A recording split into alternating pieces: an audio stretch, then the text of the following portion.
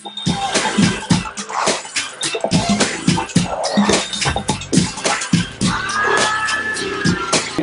هتقول حاجه. مش هتقول حاجه. لو رشحت نفسك انا اول واحده ميرسي قوي. بس هتبقى مشكله. وانا كمان هنتخبها. هيحصل مشكله في احنا الثلاثه هنتخبها. بس مش عايزه تطوري وعيك السياسي مثلا، يعني ما عندكيش دراسات ما اعرفش، انا ما بفهمش في الحاجات السياسه خالص والله نهائي.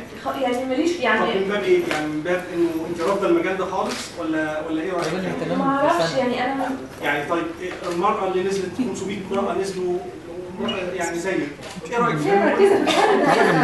انا بشوف انه انا يعني انا ما اعرفش، انا اتولدت بحب الفن جدا، بحاول اعمل كل في وسعي عشان ابقى فنانه مصريه الناس تفتخر بيا يا رب باذن الله. دي اهم حاجه بالنسبه لي، يعني ده دوري، فانا بحاول اديها قد ما اقدر. انت يعني شوفي بريئه جدا وبشكل جميل، يعني في ادوار بتطلعي شر بتبقي شريره بشكل مش معقول.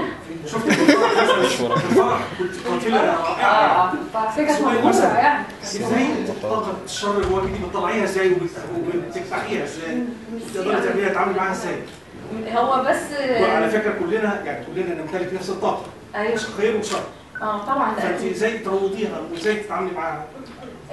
هو على فكرة حضرتك يعني أثرت نقطة أنا حابة فكرة إنه أنا نفسي قوي أعمل دور شر بقى، يعني دي من الأدوار اللي أنا بتمنى إن أنا أعملها، يعني ما عملتهاش لسه خالص.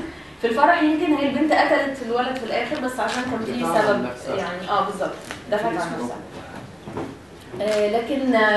لكن انا يعني انا بحب التمثيل جدا، وبحب فكره انه بيطلعني من شخصيتي انا الحقيقيه. انت ممكن تبقى شريره في الحياه بصراحه. معلش ارد على السؤال ده. بص انا بشتغل بقى مع دنيا من بقالي 5 سنين، من ساعه ما جت تغني وبعدين عملنا المسلسل وبعدين عملنا الاغاني مع بعض.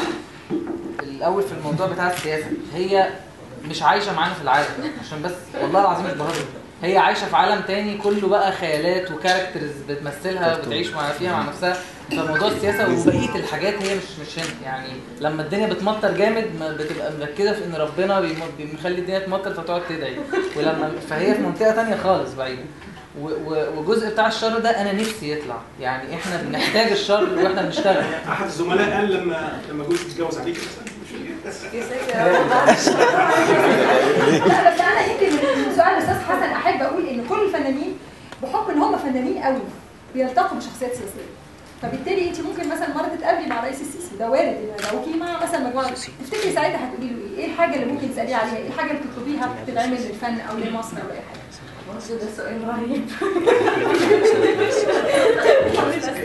يعني لو انا رايحه هقعد افكر بقى، بس دلوقتي مش عارفه طلبي اللي هحتاجه للفن بصراحه دلوقتي، يعني لسه مش مفكره. يبقى طلب يعني ليه علاقه بالفن ولا هيبقى ليه علاقه بالبلد؟ يعني اول الاولويات هي حاجه فكرتي والله يعني فعلا ما فكرتش لو هروح اقابله هطلب منه ايه، يعني مش عارفه، بس يعني لو قعدت افكر شويه هلاقي عندي طلبات كتير.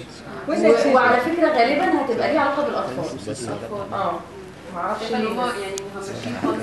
لا مش مهمشين، يعني مش فكره مهمشين، بس معرفش، حاسه ان احنا محتاجين نركز قوي على الاطفال لان هم دول اهم حاجه. فنيا ولا لا كطفل يعني لازم نبقى مركزين قوي فكره انه ده طفل، يعني كل الاطفال سواء الاطفال العاديه ولا الاطفال اللي بقينا بنقول عليهم اطفال المجتمع، يعني اي اطفال او الايتام او كلهم لازم نهتم بيهم، ان احنا نشوف هو كطفل عايز ايه، يعني عايز يطلع ايه اللي محتاجه، فممكن احنا نخليه ينميه من وهو صغير. يعني الحاجات دي لازم نهتم بيها. والموضوع الاطفال ده زاد عندك يعني بعد ما انت بقيتي بعد من اولوياتك فبقيتي بقى انا اصلا بحب الاطفال جدا من زمان قوي، بس بعد ما خلفت بقى الموضوع بقى مأفور معايا. فده من الاسباب على فكره اللي خلتني ما اشوفش الحاجات السياسيه خالص، لاني لما بشوف مشاهد فيها اي حاجه ولا كده انا بتعب نفسيا لدرجه مش كويسه كدكتور بقى وبتاع وحاجات كده. لكن انا يعني طلبي هيبقى ليه علاقه بالاطفال اكيد. هشام انتوا جمعتوا ازاي؟ يعني فكره سوري بقى انتوا جمعتوا ازاي؟